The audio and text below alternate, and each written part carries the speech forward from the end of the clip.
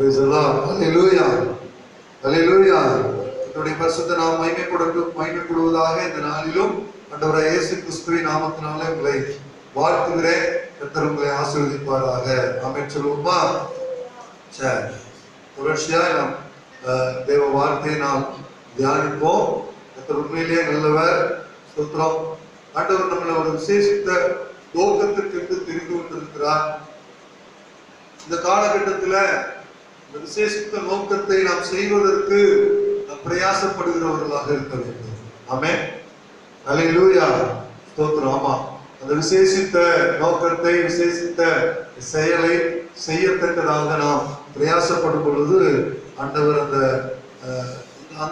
மேன்மைக்கு நேராக தேவன் நம்மை நடத்த அவர் போதுமானவராக இருக்கிறார். அல்லேலூயா. ஸ்தோத்திரம். கர்த்தர் நம்மை ஆசீர்வதிப்பாராக. தொடர்ந்து நம்மோடு கூட இருக்கட்டும்.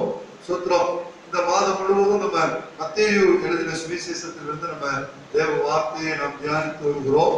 ஸ்தோத்திரம். மத்தேயு 6:26 இப்படி சொல்லுது, ஆகாயத்து பறவைகளை கவனித்து பாருங்கள், அவைகள் விதைக்கிறதும் இல்லை, அறுக்கிறதும் இல்லை, களஞ்சியங்கள் சேர்த்து வைக்கிறதும் இல்லை, அவைகளில் உங்கள் பரமபிதா விதைப்பூட்டுகிறார்.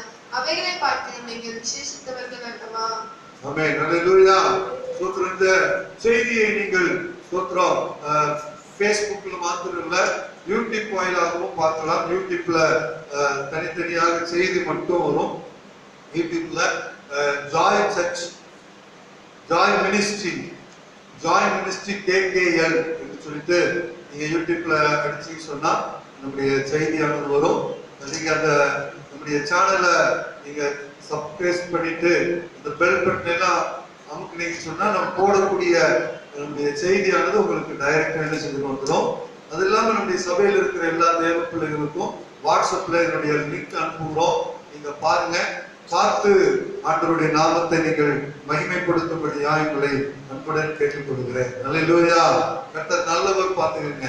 ஸ்தோத்திரம். வேதம் சொல்லுது, ஸ்தோத்திரம், ஆகாயத்து பறவைகளை பார்க்கிலும் நாம் இப்படிப்பட்டவர்களாக இருக்கிறோமா? விசேஷித்தவர்களாக இருக்கிறோம். அல்லேலூயா. ஸ்தோத்திரம். வேதவசனம் சொல்லுது, நான் ஸ்தோத்திரம் பறவையை போல சட்டைகளை அடித்து ஸ்தோத்திரம் உயர பறந்து போனாலும் ஸ்தோத்திரம் அங்கேயும் உடைய கரம் என்ன செய்யும்? தாங்கும். அல்லேலூயா. ஸ்தோத்திரம் கடையாந்தரத்திற்கு போனாலும் ஸ்தோத்திரம் கர்த்தருடைய கரம் அங்கே இருக்குமா? ஆண்டவருடைய கரம் நம்மை பார்க்காத, நம்மை ஸ்தோத்திரம் தாங்காத இடமே இல்லை. ஆண்டவருடைய கண்கள் எல்லா இடத்திலும் நம்மை பார்த்து கொண்டே இருக்கும். ஆமென் சொல்லுங்களேன். அல்லேலூயா. கர்த்தர் நல்லவர், கர்த்தர் மாறாதவர். ஸ்தோத்திரம். இன்றைக்கும் நாம நீ கர்த்தருக்குரியவர், கர்த்தருக்கென்று ஸ்தோத்திரம் நீ கணத்திற்குரியவன் என்று சொல்லிட்டு நம்ம இந்த நாட்களில் தியானிக்க போறோம். கணத்திற்கென்று கர்த்தர் நம்மை அழைத்திருக்கிறார். ஒரு உன்னதமான கணத்திற்காக தேவன் நம்ம என்ன செஞ்சிருக்கிறாருங்க? அழைத்திருக்கிறார். அல்லேலூயா. ஸ்தோத்திரம். ஆகையினால தான் அங்க சொல்றார், அதெல்லாம் பார்க்கிறையே, அதை பார்க்கல நீ விசேஷித்தமானவன். Praise the Lord. ஸ்தோத்திரம். ஒரு நம்ம சர்ச்சில் இருக்கிற ஒரு சகோதரி சொல்லுவாங்கல்ல, ஸ்தோத்திரம், ஸ்தோத்திரம், இந்த காக்கா மாதிரி குருவி மாதிரி ரெக்கையெல்லாம் இருந்துச்சுன்னா எங்கேயாவது பறந்து போய் என்ன செய்யலாம்? உட்கார்ந்து இருக்கலாம்னு. குருவியினுடைய காக்கானுடைய ஆயுசு காலம் கொஞ்சம் தான் பார்த்துருக்கேன். ஆனா நமக்கு ஆயுசு நிறைய ஆண்டவர் கொடுத்திருக்கிறார். ஆமென். அல்லேலூயா. ஸ்தோத்திரம். நிறைய ஆயுசு காலத்தை கொடுத்திருக்கிறாரு. இந்த பூமியில வாழ்வதற்கு அநேக நன்மைகளை, மேன்மைகளை கர்த்தர் நம்முடைய வாழ்க்கையில என்ன செஞ்சிருக்கிறாருங்க? கொடுத்திருக்கிறார். ஆமென் சொல்லுமா? தேவன் கொடுத்திருக்கிற எல்லா மேன்மைகளுக்காக நாம் ஆண்டவருக்கு நன்றி செலுத்த வேண்டும். ஸ்தோத்திரம். 2 தீமோத்தேயு புத்தகத்துல 2 தீமோத்தேயு புத்தகம் 2வது அதிகாரம் அதனுடைய 20-21 வசனத்தை வாசிப்போம். ஒரு பெரிய வீட்டிலே பொன்னும் வெள்ளியுமான பாத்திரங்களும் அல்லாமல் மரமும் வண்ணமான பாத்திரங்களும் உண்டு. அவைகளில் சில கனத்திற்கும் சில கனவீனத்திற்கும் ஆனவைகள். ஆகையால் ஒருவன் இவைகளை விட்டு தன்னை சுத்திகரித்துக் கொண்டால் அவன் பரிசுத்தமாக்கப்பட்டதும் எஜமானுக்கும் உபயோகமானதும் எந்த நற்கிரியைக்கும் ஆயத்தமாக்கப்பட்டதுமான கனத்திற்குரிய பாத்திரமாய் இருப்பான். அல்லேலூயா. கர்த்தருடைய பரிசுத்த நாமம் மகிமைப்படட்டும்.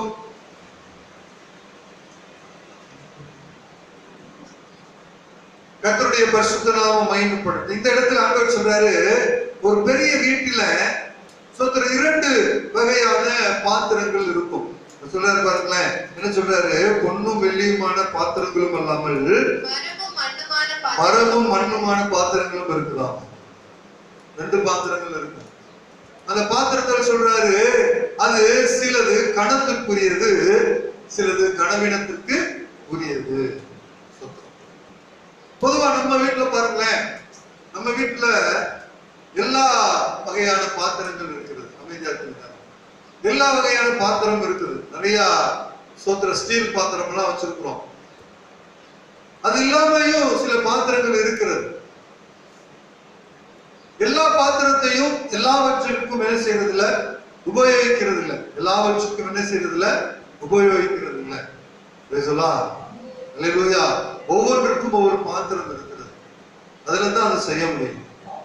அதை தாண்டி வேற காரியத்திற்கு அந்த பாத்திரத்தை செய்ய முடியாது. அல்லேலூயா, ஸ்தோத்திரம். சமயத்துல கிச்சன்ல உபயோகப்படுத்துற பாத்திரம் எல்லாம் இருக்கு பாத்தீங்களா? சாம்பார் வைக்கிறதுக்கு, ரசம் வைக்கிறதுக்கு, சோறு வைக்கிறதுக்கு, டீ வைக்கிறதுக்கு, ஒவ்வொன்றுக்கும் தனித்தனியா வச்சிருக்கிறோம். ஒருவேளை ரசம் குழம்பு வைக்கிற பாத்திரத்துல டீ போட முடியாது, போட மாட்டோம். ஏன்னா ரொம்ப காரமா இருக்கும்ல. இந்த பாத்திரத்தெல்லாம் கழுவி நல்ல செல்ஃப்ல அழகா அடுக்கி வச்சிருவோம். பார்க்கறதுக்கு ரொம்ப அழகா இருக்கும். ஆனா வெளியில புழங்கக்கூடிய பாத்திரம் இருக்கு பாருங்களேன், பாத்ரூம்ல புழங்குறது, வெளியில புழங்கக்கூடியது, துணி துவைக்கிறது, இதை என்னைக்காவது கழுவி கிச்சன்ல கொண்டு போய் செல்ஃப்ல அடுக்கி வைக்குமா? வைக்க மாட்டோம். அது வேற, இது வேற. சோதரர், அது மாதிரிதான் ஆண்டவர் சொல்றார், நம்மளை எல்லாம் கர்த்தர் அழைத்து சபை என்கிற வீட்டிலே வைத்திருக்கிறார். வீட்டிலே, சபை என்கிற வீட்டிலே வைத்திருக்கிற நம்மை ஆண்டவர் எப்படி பார்க்கிறார் அப்படின்னா, கனத்திற்குரிய பாத்திரமாக பார்க்கிறார். எப்படி பார்க்கிறாரு? எப்படி பார்க்கிறாரு? கனத்திற்குரியவர்கள், நீங்கள் கனத்திற்குரியவர்களாக இருக்க வேண்டும் என்று சொல்லி பார்க்கிறார். சோத்திரம். ஒரு நல்ல ஒரு பாத்திரத்தை, ஒரு ஸ்டீல்ல ஒரு மக்கு வாங்கிட்டு வரணும்னு நினைச்சாரு, ஒரு ஜக்கு வாங்கிட்டு வரணும்னு வச்சுக்கோங்களேன், புதுசு அழகா இருக்குது. சோத்திரம். குளிக்கிறதுக்கு சோத்திரம் மக்கு இல்ல, அதை தூக்கி கொண்டு போட்டுருமா பாத்ரூம்ல? போட மாட்டோம். சோத்திரம். புதுசு இல்ல, வீட்டுல முக்கியமா உபயோகிக்க வேண்டியது. அதே சமயத்துல அந்த பாத்திரம் சில காலங்கள் கழித்து அது ஓட்டையாக போயிடுச்சுன்னு வச்சுக்கீங்களேன், அது தானாக எங்க வந்துருங்க, வெளியில வந்துடும். இந்த பாத்திரம் சோத்திரம் கனத்திற்குரியதாய் பயன்படுத்துவதற்கும் கனவீனத்திற்கு பயன்படுத்துவதற்கும் இந்த பாத்திரத்தின் மேல் இருக்கிற தன்மை தான் முக்கியத்துவம் வாய்ந்ததாக இருக்கு. அல்லேலூயா. அப்ப ஆண்டவர் நம்மளை அப்படிதான் சொல்றாரு, நீ கனத்திற்குரியவனாக இருப்பதற்கும் கனமற்றவனாய் மாறுவதற்கும் உன்னுடைய தன்மை தான், உன்னுடைய சுபாவம் தான், உன்னுடைய குணநலங்கள் தான், சோத்திரம், உனக்குரிய காரியங்கள் தான். நீ எப்படிப்பட்ட சுபாவம் உள்ளவனாக இருக்கிறாயோ அப்படிப்பட்ட சுபாவத்தின் வாயிலாகத்தான் நீ கனத்திற்குரியவனாக என்ன செய்ய முடியும், மாற முடியும் அப்படின்னு சொல்லிட்டு ஆண்டவர் சொல்றாரு. அல்லேலூயா, அல்லேலூயா. ஆமா, நம்ம தான் அதற்குரியவர்கள். நாம் எங்கே இருக்க வேண்டும் என்பதை நம்ம தான் தீர்மானிக்க வேண்டியவர்களாக இருக்கிறோம். சோத்திரம். இந்த இடத்துல நம்ம யார் என்பதை நாம் அறிந்து கொள்ள வேண்டும். நாம் எங்கே இருக்க வேண்டும் என்பதை அறிந்து கொள்ள வேண்டும். எதற்காக தேவன் நம்மை அழைத்திருக்கிறார், எதற்காக தேவன் நம்மை தெரிந்து கொண்டிருக்கிறார் என்பதை நாம் உணர்ந்து செயல்படுகிறவர்களாக இருக்க வேண்டும். சோத்திரம். வேத புத்தகத்துல 1 நாளாகமத்தின் புத்தகம் 4வது அதிகாரம் அதனுடைய 9-10வது வசனத்துல ஒரு மனிதனை குறித்து பார்க்கிறோம். யாபேஸ் என்கிற ஒரு மனிதனை குறித்து பார்க்கிறோம். அந்த மனிதன் தன்னை குறித்து சொல்றார். என்ன சொல்றார் பாருங்களேன், வாசிங்கள். நோக்கி தேவரீர் என்னை ஆசீர்வதித்து என் எல்லையை பெரிதாக்கி உமது கரம் என்னோடு இருந்து தீங்கினை துக்கப்படுத்தாதபடிக்கு. 9வது வசனத்தை வாசிங்கம்மா.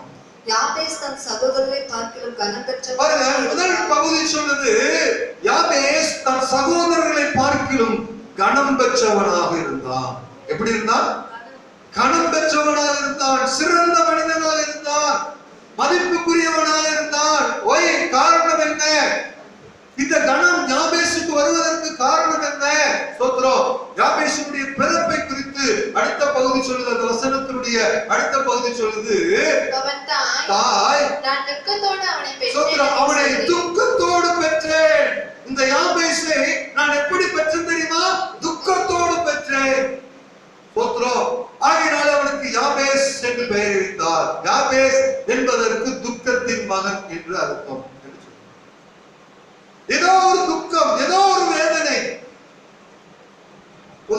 குழந்தை பிறப்பு என்பது மிகுந்த ஒரு கடினமானது, வேதனையானது. ஆண்டவர் சொல்லிட்டார், நீ வேதனையோடு பிள்ளை பெறுவார். அதை விட வேதனை சோத்திரம். 1 சாமுவேலின் புத்தகத்துல நம்ம படிச்சு பார்த்தோம்னு சொன்னா, சோத்திரம் ஏலியுடைய மருமகள் சோத்திரம் தன் குமாரனை பெற்றெடுக்கிறான். அதுக்கு முன்னாடி பாத்தீங்கன்னா அவன் மாமா செத்து போயிடுறாரு. சோத்திரனுடைய மாமாவுடைய ஏலியுடைய பிள்ளைகள் 2 பேர் யுத்தத்துல செத்து போயிடுறாங்க. இந்த செய்தி சோத்திரம் ஏலியுடைய காதுல வந்த உடனே ஏலி உட்கார்ந்து இருந்த இடத்துல இருந்து ஆசனத்திலிருந்து கீழே சோத்திரம் விழுந்து சோத்திரத்தை நிலைப்படியின் மேல் பட்டு குடனி சோத்திரம் கழுத்து குடனி நம்ம அந்த நினைச்சாருங்க, செத்து போயிடுறாரு. இப்ப இந்த அதிர்ச்சியை கேட்ட உடனே அந்த அம்மா அந்த அம்மாவுக்கு பிரசவ வேதனை வருது. பக்கத்துல மருத்துவ சொல்றாரு, பயப்படாத, தைரியமா இரு. அவளுக்கு அதை பத்தி எல்லாம் எந்த ஒரு உணர்வும் இல்லை. அவர் ஒரு குழந்தையை பெற்றெடுக்கிறார். அந்த அம்மா சொல்றாங்க, ஆண் பிள்ளையை பெற்றார். அந்த பிள்ளையின் மேல அவருக்கு கவனமே இல்லை.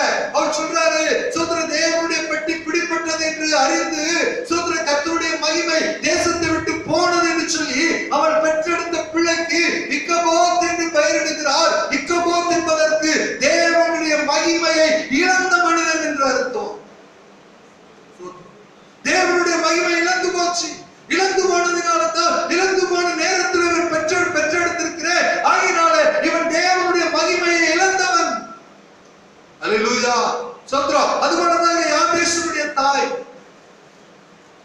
இந்த ஏலியினுடைய மருமகள் பெற்று சோத்ரம் பிரசவிக்கும் பொழுது என்ன வேதனை உண்டாயிருந்ததோ, யாபேசுடைய தாய்க்கு அந்த வேதனை தான் இருந்துச்சு.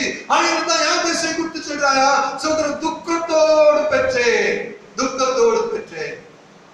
அல்லேலூயா, அல்லேலூயா. ஆனா யாபேஸ் தன் துக்கத்தோடு இருப்பது, தன் துக்கத்தின் மகனாக இருப்பது யாபேசுக்கு கொஞ்சம் கூடிய பிரியம் இல்லை. அல்லேலூயா, சோத்ரம். யாபேசுக்கு அதில் பிரியம் இல்லை.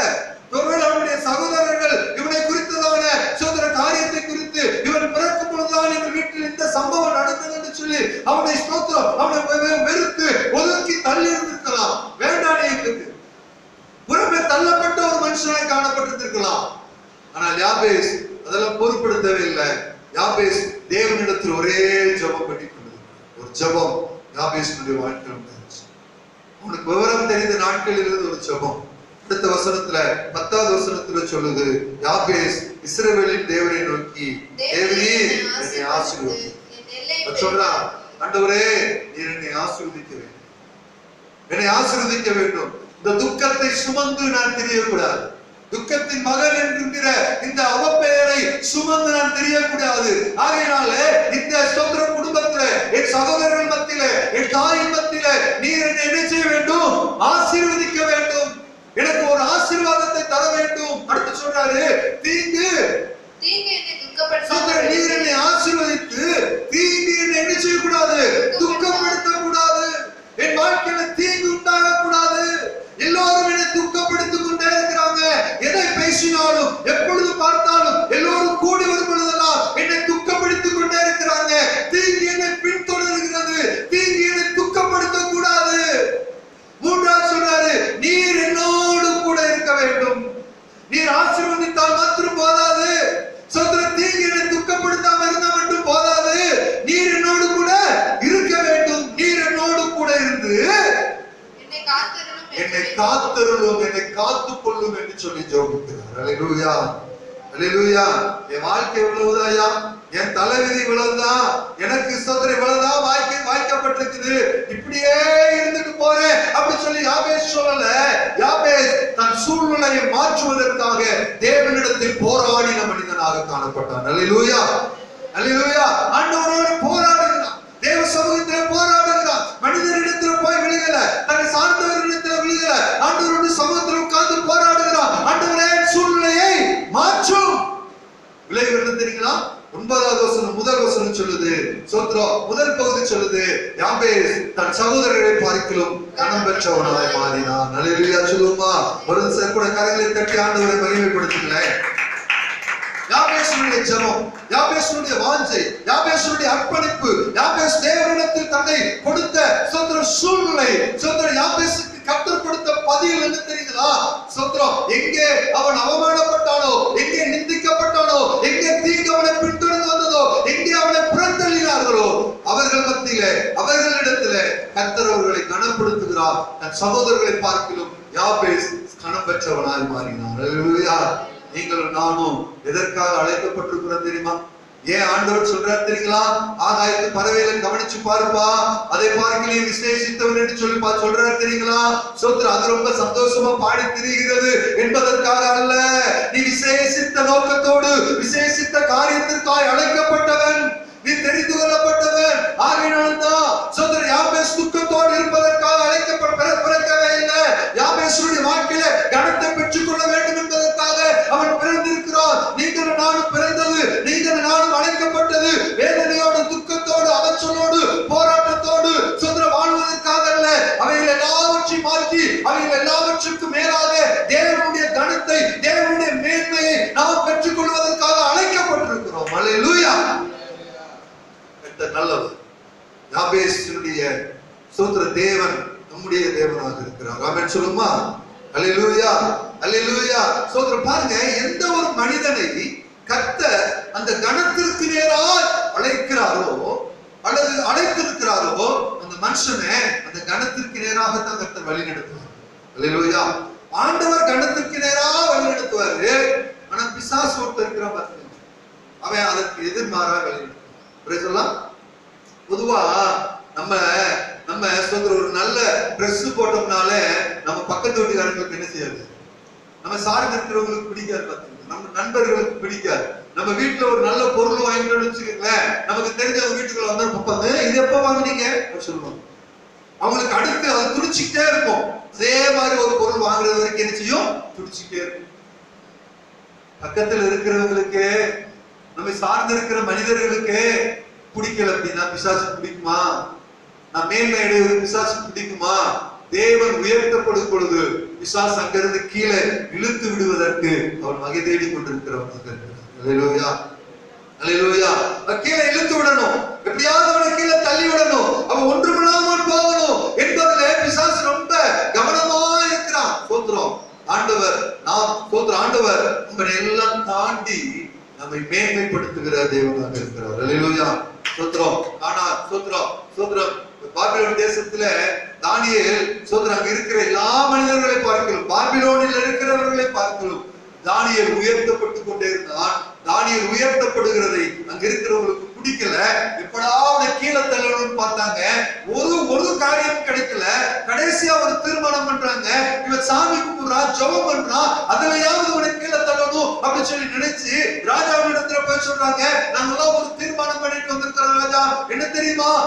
ஒரு மாசம் வரைக்கும் நீங்க தான் எங்களுக்கு கடவுள், உங்கள்கிட்ட தான் எங்களுடைய விண்ணப்பத்தெல்லாம் செலுத்த போகிறோம், உங்கள்கிட்ட தான் ஜெபம் பண்ண போகிறோம், உங்கள்கிட்ட தான் வேண்டுதல் வைக்க போகிறோம். அதனால உங்களை தவிர வேற எங்கேயாவது வேற யார்கிட்டையாவது எவன் செபிக்கிறானோ வேண்டுதல் செய்கிறானோ அவனை கொண்டு போய் எங்க போடணும்? சிங்கத்தின் கெபியில போட்டணும், சிங்கங்களின் கெபியில போட்டணும்.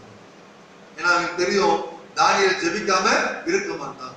தானியேல் பைபிள் சொல்லுது, இந்த பத்திரத்தில் கையெழுத்திடப்பட்டது என்று அறிந்தும் தானியேல் தினமும் செய்து வருகிறதை போல 3 வேளை ஜெபம் பண்ணி வந்தான். தானியேலை குறித்ததான கம்ப்ளைண்ட் போச்சு.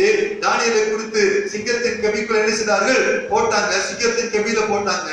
சிங்கம் அவனை சேதப்படுத்தல. சோத்திரம். மாறாக என்ன நடந்துச்சு சரிங்களா? அங்க சொல்லுது, தானியேலின் தேவனே தேவன். பிரைஸ் அல்லாஹ், அல்லேலூயா.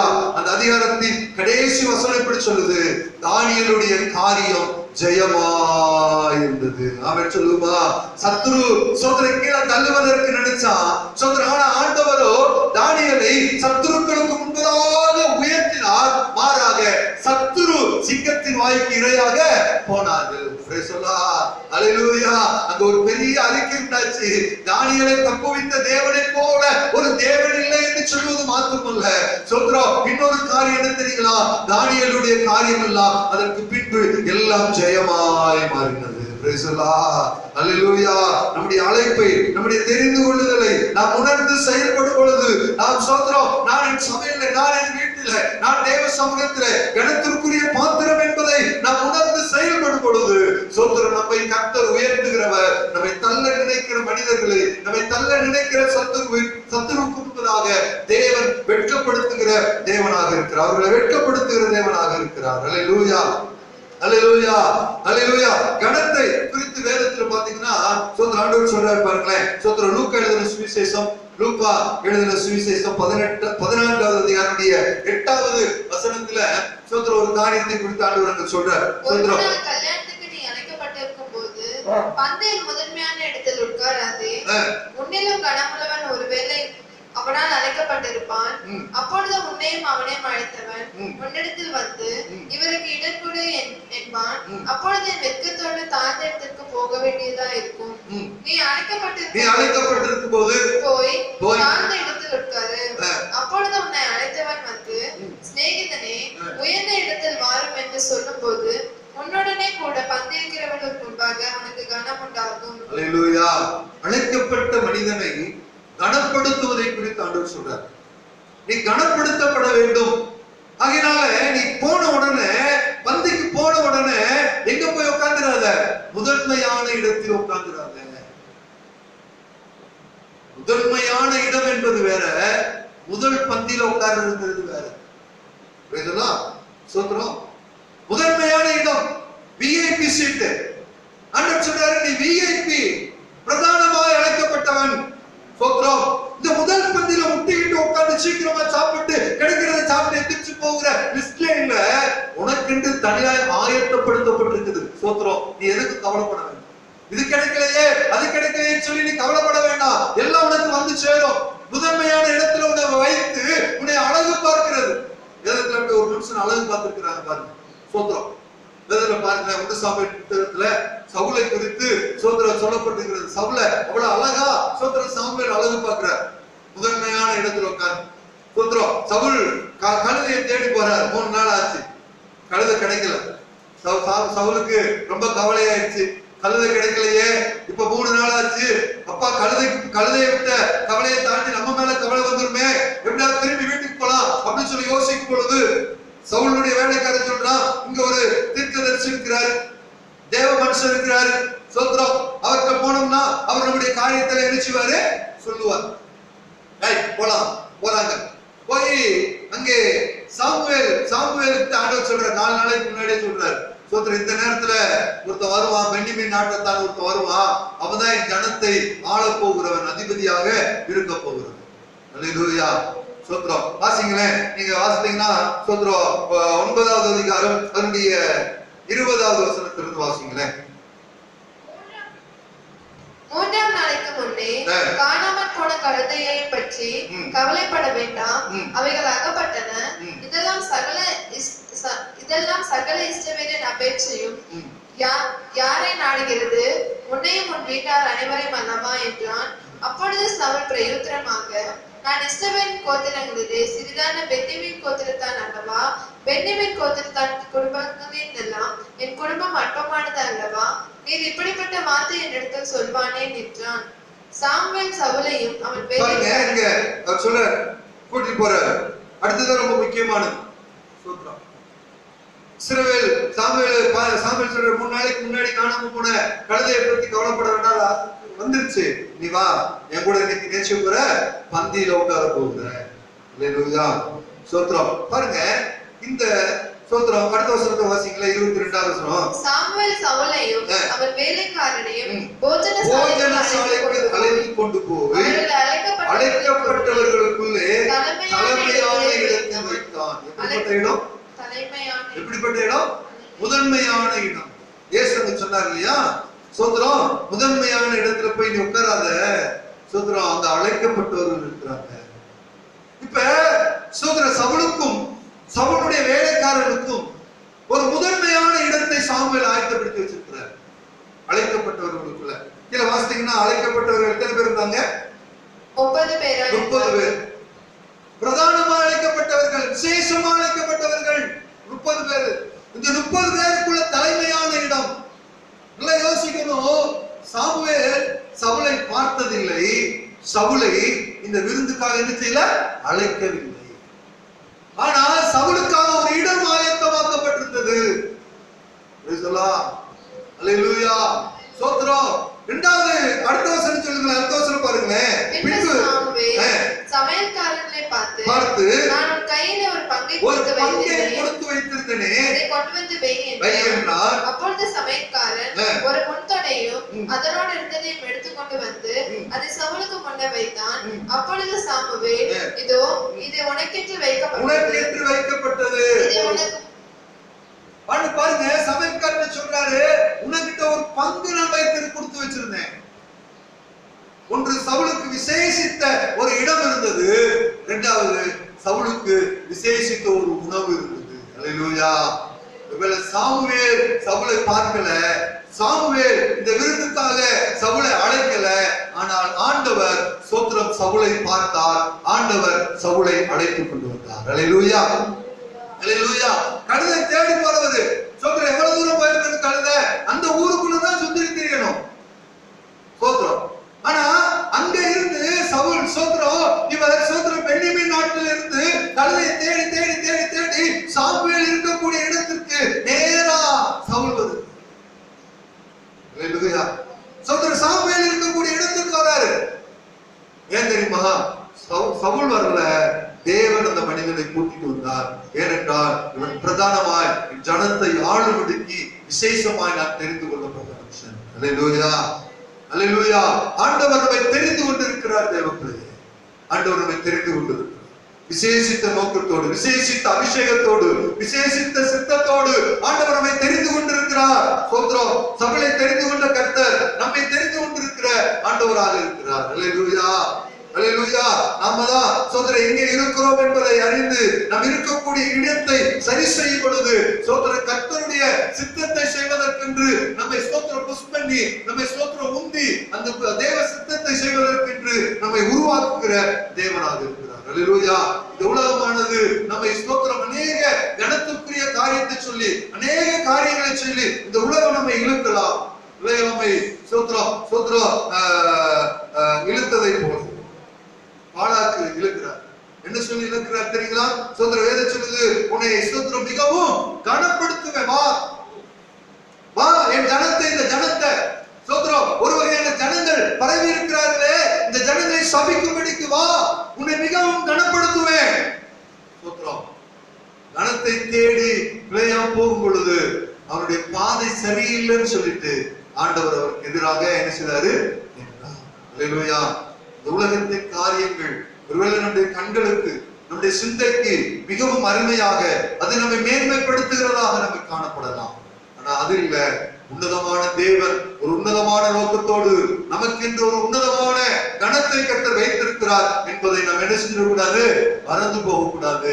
அதற்கு நேராய் நாம் ஓடும் பொழுது தேவ சித்தத்தை நாம் செய்கிறவர்களாக நாம் காணப்படுவோம். Praise the Lord. ஆண்டவர் இந்த உலகத்தின் காரியத்திலே நாம் இறங்கி செயல்படும் பொழுது சோதர பிழையாமுக்கு எதிராய் நின்றதை போல தேவன் நமக்கு எதிராய் நிற்கிற ஆண்டவராக இருக்கிறார். தேவ சித்தத்தை அறிந்து சோதர நாம் எதற்காக அழைக்கப்பட்டிருக்கிறோம், சோத்திரம் எதற்காக தெரிந்து கொள்ளப்பட்டிருக்கிறோம். சோத்திர தீமோத்தேயுவில் சொல்லப்பட்டது ஒரு வீட்டுல சோத்திரம் 2 வகையான பாத்திரங்கள் இருக்கிறது.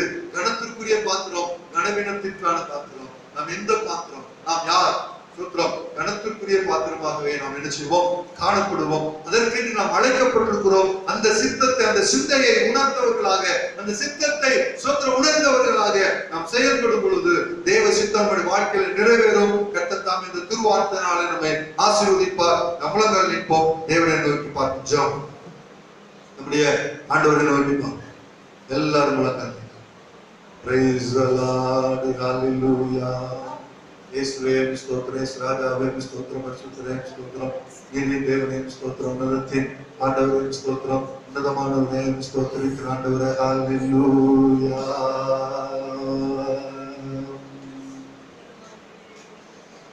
எனக்காகவே யாவையும் செய்து முடித்தீர், நன்றி நன்றி ஐயா. என் பாவங்கள் யாவையும் சுமந்து கொண்டீரே, நன்றி நன்றி ஐயா. எனக்காகவே யாவையும் செய்து முடித்தீர், நன்றி நன்றி ஐயா. என் பாவங்கள் யாவையும் சுமந்து கொண்டீரே, நன்றி நன்றி ஐயா. பிள்ளை எனக்கு நல்ல ஈவை கொடுக்கிறேன். பரமபிதா அதை பார்த்து கொடுத்திடுவாரே. நான் எனது பிள்ளைக்கு நல்ல விருந்து கொடுக்கிறேன். பரமபிதா அதை பார்த்து கொடுத்திடுவாரே. நினைப்பதற்கும் அதிகமாக தருபவரே. நினைப்பதற்கும் ஜெபிப்பதற்கும் அதிகமாக தருபவரே. ஆகவே யாவையும் செய்து முடித்து நன்றி நன்றி ஐயா. பாவங்கள் யாவையும் சுமந்து கொண்டீரே. நன்றி நன்றி ஐயா.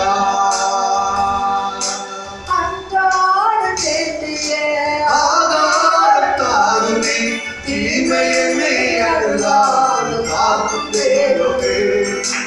அன்றாடம் வேண்டிய ஆகாரம் தாருமே தீமையை அழுதால் காக்கும் தேவமே. நினைப்பதற்கும் ஜெபிப்பதற்கும் அதிகமாக தருபவரே. நினைப்பதற்கும் ஜெபிப்பதற்கும் அதிகமாக தருபவரே. ஆகவே யாவரும் செய்து முடித்தீர். நன்றி நன்றி ஐயா. என் பாவங்கள் யாவரும் சுமந்து கொண்டீரே. நன்றி நன்றி ஐயா. ஆசீர்வாதம் கொடுத்தீரே. என்னையும் ஆசீர்வதியும். ஆபிரகாமை அழைத்தீரே. ஆசீர்வாதம் கொடுத்தீரே. அதுபோல என்னையும் ஆசீர்வதியும். நினைப்பதற்கும் ஜெபிப்பதற்கும் தருபவரே. நினைப்பதற்கும் ஜெபிப்பதற்கும் அதிகமாக தருபவரே. ஆகவே யாவையும் செய்து முடித்தேன். நன்றி நன்றி ஐயா.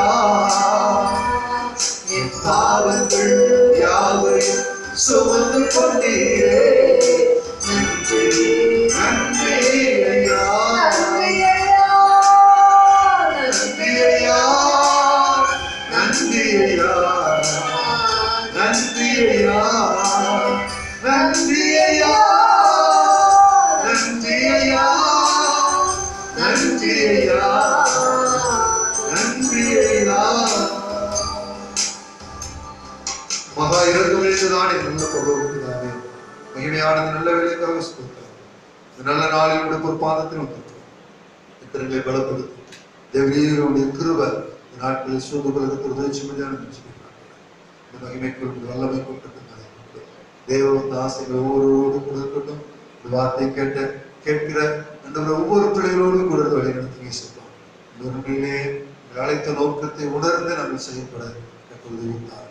அந்த உணர்ந்து செயல்படும் பொழுது அதற்குரிய மேன்மை பெற்று உடைய நாமத்தை மகிமைப்படுத்துவது தேவனின் தொடர்ந்து நடத்துக்காக இயேசு கிறிஸ்துவின் நாமத்தை ஜெபிக்கிறேன் ஜீவனுள்ள பிதாவே. என் ஆத்மாவே கர்த்தரை ஸ்தோத்திரி. என் முழுமே பரிசுத்த நாமத்தை ஸ்தோத்திரி. என் ஆத்மாவே கர்த்தரை ஸ்தோத்திரி. கர்த்தர் செய்த சகல உபகாரத்தை